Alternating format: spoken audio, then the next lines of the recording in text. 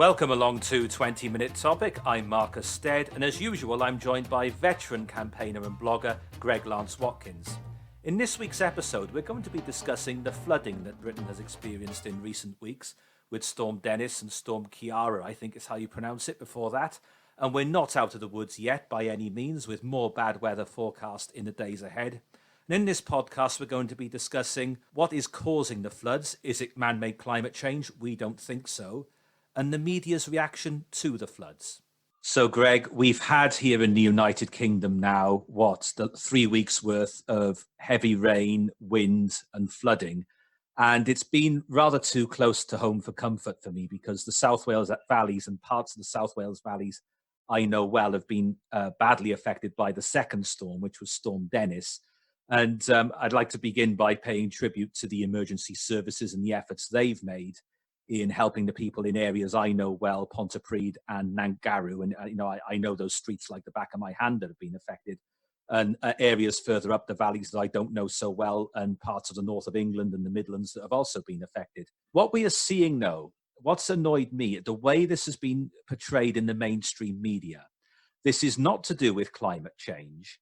And every time we seem to have unusual weather these days, the BBC and Channel 4 News peddle this line that it's to do with climate change. And this is every time it's a bit hotter than usual, it's a bit colder than usual, it rains for a few days, it snows for a few days. We got some snow forecast for tomorrow, I see. And the former BBC weatherman, John Kettley, appeared on LBC radio the weekend before last. And he said, listen, this has got nothing to do with climate change. This is to do with weather. He said, there has always been what we would consider extreme weather from time to time. Even when he was a little boy growing up more than 60 years ago in West Yorkshire, in the valleys there, the same thing happened. So what I'm getting at, Greg, is this is weather. It's got nothing to do with climate. And the reporting of it, this lazy looking for a climate change angle every time anything remotely unusual happens with the weather, is grossly irresponsible. I think the media is grossly irresponsible in many areas like this. It's peddling its own party line and that of others, one must admit.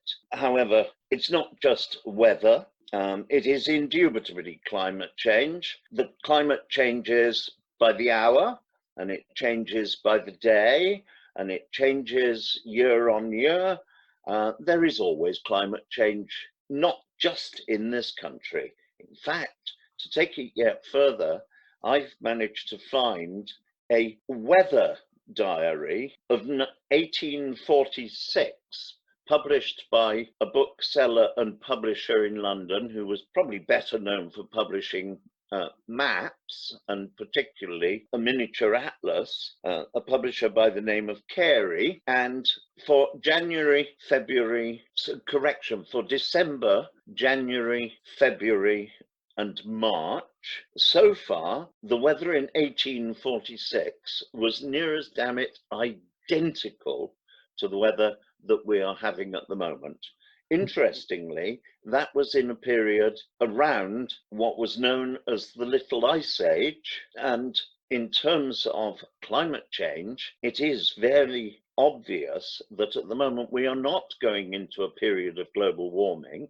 We've had 15 years of the temperature basically staying at almost exactly the same, and we are in the process of moving into most likely the beginnings of a potential little ice age because we have no sunspots. Well, I'm glad you mentioned that, because this phrase that we keep hearing on the mainstream news since records began, and that's a very important phrase that we keep hearing, but it doesn't actually mean as much as people think it does, because Met Office records began in 1872, which is 30 years on from the date you just gave. So in terms of when records began, 1872 was the click of a finger ago in terms of how long the world has been around and how long the sun has been around. In 1872, it began with climate and rainfall data. Sunshine tabulations started in 1910, so even more recently. Sunshine recordings at the site, at the Met Office, started in 1890, so a little bit earlier. But what I'm getting at is this phrase, since records began, since 1872, is really not all that long ago. But what we know about what went on in the period before then, you mentioned the mini ice age. All one has to do is look at a John Constable painting. And I'm going to ask you to explain this because you can probably put it in better words than I can. Why, when we look at a John Constable painting, first of all, tell us when he lived, and then tell us why the skies in those paintings are pink. Well, to give you another far more personable level, interestingly, Sky News in Australia had been hearing the quote that the fires this year were due to it being hotter than on record, that goes back to, as I believe it was something like 1880, and the Sky weather individual who was querying this said, and here is a picture of the weather station in the area in 1880, and it was a picture of a rather rudimentary thermometer standing in a beer crate. We do have rather different methods of measuring. As for John Constable, there is the wonderful comment made about his fantastic skies in his pictures, and a commentator said, well, it's completely wrong. You don't see skies like that. And it was pointed out to the commentator, firstly, don't you wish you did? And then somebody said, no, you don't see them because at the time there had been a volcanic eruption in Iceland that had filled the sky with dust, and that was Mount Kettley, and it had filled the sky with dust that gave rise to fantastic pinks and oranges in the sunsets and in the sky at various times of day. And this pertained for nearly 10 years. Yeah, and also in that era, John Constable, roughly the time he was around, that was the era of things like frost fairs on the Thames, or was that a little bit earlier? The frost fairs on the Thames were around the 1850s. Well, I'm not going to say as I recall, because that would be giving my age away. But it was around about that period, and not only were these just frost fairs where you could skate on the Thames, they lit bonfires on the Thames and roast oxes, and had entire, one can call them street markets, river markets set up on the ice with the crowds concomitant with that. This is also the era on which the pictures we used to have, it's fading away now, of on Christmas cards of stagecoaches axle deep in snow and winter scenes of that ilk. I haven't had that for years. My father, who was born in 1921, talks of the era around the 1934-35, when he was in his teens, when every summer, year after year, they used to spend the whole of the summer holidays dashing off, because he lived in an area where there were an awful lot of quarries, and he and all his mates used to be at the quarry as soon as school ended and all day swimming. Now, you swim in a quarry these days, and we have a very large one just up the road from us, which is a diving centre. It's damn cold every day of the year. But in the summers of the 30s, it was hot. We've had hot periods since. The one that everybody will think of is 1976. We have weather. It changes. We've had climate change, which has been dramatically different on a serial basis. When you consider that where I live on near the Wye and the River Severn's confluence, we were 1 mile deep in ice during the last ice age. Yes, climate changes. Well, I think back, this is why I'm suspicious of the narrative peddled by the mainstream media. I think back to even the early 2010s, so just 10 years ago, we had about 3 winters in a row, didn't we, that were exceptionally cold. Now, I spoke to people of your generation and the generation a little bit older than you, and you're what, 73, 74 now, whatever it is. And they were saying to me that when they were children and when they were young adults, these sort of winters were more or less the norm.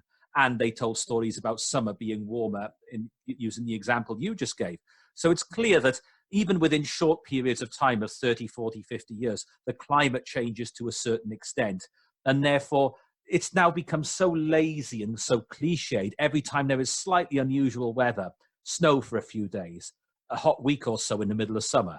The summer of 2 years ago was quite a warm one, though I don't doubt it would compare to 1976, but it was quite a warm summer. The people were talking then on the news, oh, climate change. They forgot to mention that last summer was nothing to write home about. So it was a one-off occurrence. But therefore, okay, we can put that theory to bed that this is some sort of climate emergency and climate change is happening. Now let's look at the root cause of why the floods of recent weeks have been so bad. And what I'm going to talk about now is this word valley. The word valley means that you've got mountains or at least very steep hills on either side with housing in the middle. And if it rains heavily for a few days, that water has got to go somewhere. And if you have built in the last 10, 20 years, 1,000 new homes on what was once a field and a floodplain, that water has got to go somewhere. So instead of that water being sucked into the grass in the field and gradually released into the river over the days that followed, it's now landing on concrete. It's flowing straight into the river, and that is leading to floods. And that is what is at the root cause of this. Stupidity in building houses in highly inappropriate places. There's no doubt about that. Probably the first series of floods in this batch was in a place up in Yorkshire.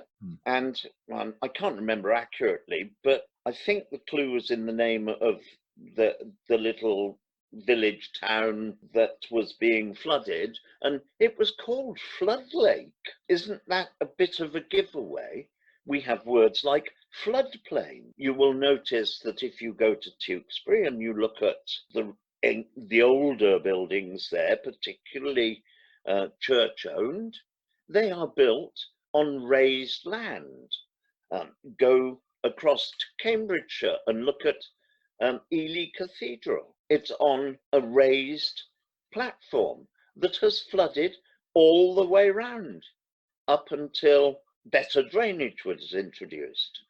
We have a situation on the Wye Valley where, like so many places, the fields have been mechanically drained, i.e. using mole drains, which is a process of putting a tunnel into the subsoil. And we have then driven around on these fields with huge modern equipment, harvesters with a harvesting width of 36 feet, weighing tons. And we've hammered up and down them doing that. We've ploughed them with immense tractors relative to the old horse and plough, We got rid of hedgerows. Massey Ferguson. We are compacting the ground underneath, and then the farmer comes along and scratches the surface, ploughing maybe 10 or 12 inches deep, but the water now drains off of that field very rapidly when it rains, straight into a well-kept ditch, into a little stream, and thunders off down to the river. So rain that falls in the morning is in the river by the evening. It used to fall onto the ground. It used to soak into the ground.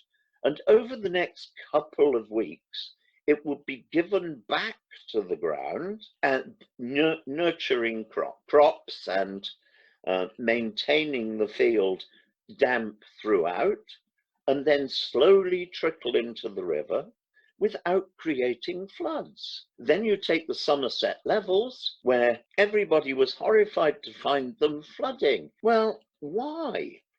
In the Stone Age, the people of the day used to weave together willow withies to make panels, a process still used for penning sheep, but they laid those across the floodplain and they created some of the first structured roads in Britain. Yeah, now the problem you've got there is you've just outlined what's gone wrong and the process by which huge amount of water is released into streams and then rivers very rapidly rather than over a period of time.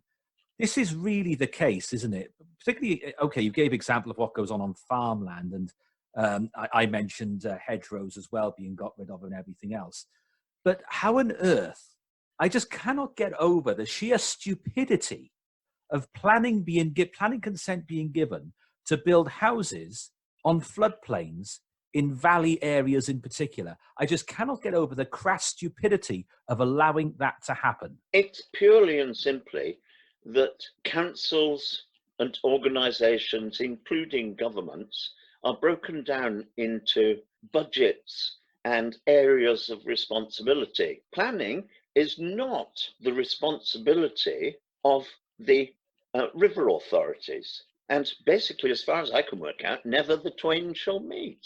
And as long as a builder comes along and says, well, we're going to drain this land, they'll get their planning permission through because due to the crass stupidity of 13 years of misrule in this country, we have encouraged a very high level of inward movement of mainly economic migrants, all of whom have needed housing, and it has led to building high-rise blocks and throwing them up without much consideration for what the cladding on them is. And it gave rise to building more and more houses, and it is now a compulsion on local government to build X number of houses. This morning, I had to be in Newport, which is 22 miles away from my home. It took me an hour and a quarter to do the first 4 miles because there was a bit of a tailback on the A48. I thought I was going to be very late, but there weren't all that many people on the road this morning. And at the moment, between over a 10-mile stretch on that A48 in a rural area, the plans are in place to build 6,500 new homes. Well, the road won't cope with it at the moment, let alone those 6,500 homes. And in the Forest of Dean, there is the intention of building another village, town, a small town, a brand new one in an area of virgin, unbuilt land of, I believe it's 5,000 homes. Yeah, and it goes beyond this, though, doesn't it? In that, so far as I can think of numerous examples where there were once warehouses and factories that have been knocked down, brownfield sites one could build on, and they're not going for that option. They're going for greenfield sites that perform an important function as it is, so far as soakage and floodplains and draining water away. And they're building large housing estates there. And the infrastructure, as you say, so far as roads, is very often not in place, let alone schools, GP surgeries, and everything else one needs. But it's the sheer stupidity of it. And there's talk now, particularly in the Cameron years, and I notice this cropped up again now with Boris Johnson's administration, planning regulations to be relaxed and they're going to make it easier. Well, hang on. There needs to be the right sort of regulation to ensure this sort of thing doesn't continue. But so far as where we are now, there's so many areas have been built on, it's not an easy problem to solve because the fact is those houses are there and solutions need to be found to stop places like Pontypridd, Nantgarw, various other places that have had new housing estates built in or around them in fairly recent times from having this situation once every few years, I think. But the final point, because time is against us, dredging. Now, this issue of dredging, rivers are not being dredged anything like as often as they used to be. To what extent is EU regulation responsible for the floods we have seen in recent weeks? I can only give you as direct fact the Somerset levels, which haven't been badly damaged this time because eventually we got the rulings on dredging overturned and they haven't flooded this year, despite the fact that they would have done had the Perrott River not been reverted to being dredged. They had enacted law through the EU on some sort of idiot green agenda, that because there was some lesser spotted twiddlypush in the Perrott River, it couldn't be dredged. Well, where do they think lesser spotted twiddlypush had come from? The Perrott has been dredged for years and years and years, and it's living in it. It was more likely to drown because it wasn't being dredged, and it was turning the whole thing into permanently high water. We are far better off maintaining, let the people who actually know the land, the farmers, work the land. They are what have given this country its beautiful countryside, with the maintenance and conservation. My thanks as always to Greg, and my thanks to you for listening. And join us again next week when we'll be analysing all that's really going on with the coronavirus. We'll see you then.